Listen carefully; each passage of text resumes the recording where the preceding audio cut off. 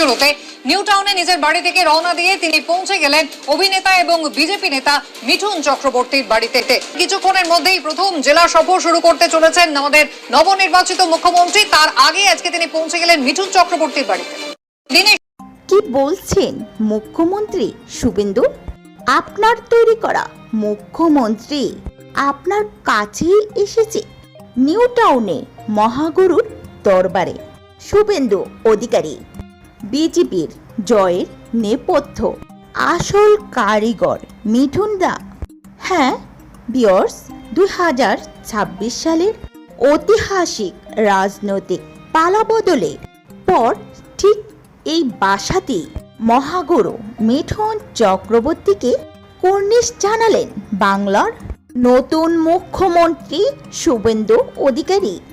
Diamond হারবারে নিজের প্রথম প্রশাসনিক বৈঠকে যাওয়ার পথে হুট করে গাড়ি থামালো নিউ টাউনে সোজা মিঠুন চক্রবর্তীর ড্রয়িং রুমে।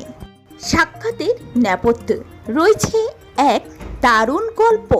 শুভেন্দু অধিকারী খোদ জানান মিঠুন দাই ফোন করে দেখা করতে চেয়েছিলেন, কিন্তু আমি বললাম আপনি কেন আসবেন, আপনার তৈরি করা মুখ্যমন্ত্রী আপনার দরবারে হাজির হবে। সরকারের মুখ্যমন্ত্রী এবং মন্ত্রিসভার শপথের মধ্য দিয়ে তার স্বপ্ন পূরণ হয়েছে। এই ব্যক্তিটি অত্যন্ত নিঃস্বার্থভাবে পশ্চিমবাংলার গত 15 বছরের যে বিপর্যয়, সেই জায়গা থেকে বাংলাকে বাঁচানোর জন্য, পশ্চিমবাংলার হিতগৌরব ফিরিয়ে আনার জন্য এবং এখানকার রাষ্ট্রবাদীদেরকে বাঁচানোর জন্য, বিশেষ করে মা, বোন, দিদি, কন্যা তাদের সুরক্ষিত করার জন্য তিনি নিরলস চেষ্টা করেছেন। ঐকান্তিক প্রয়াস ছিল, তার পরিশ্রমের কোনো সীমা ছিল না। কোনো সাংগঠন পদ না নিয়েও যেভাবে মিঠুন চক্রবর্তী বাংলার বুথে বুথে ঘুরে প্রচার চালিয়েছে, তাকে এই বিপুল জয়ের মূল চাবিকাঠি বলে উল্লেখ করেন মুখ্যমন্ত্রী। পাল্টা দরাজ সার্টিফিকেট দিলেন মহাগুরুও।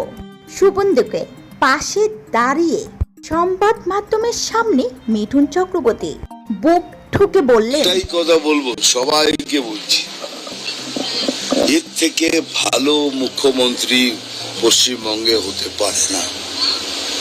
যে মুহূর্তে উনি শপথ নিয়েছেন তারপর থেকে কাজ করছেন, আপনারা দেখুন। শুভেন্দুর মতো ভালো মুখ্যমন্ত্রী আর হতেই পারে না। শপথ নেয়ার পর প্রথম দিন থেকে যেভাবে নতুন মুখ্যমন্ত্রী অ্যাকশনে নেমেছে, তাতে মিঠুন দা গ্যারান্টি আগামী দিনে বাংলা আরো বড় সাফল্যের মুখ দেখবে।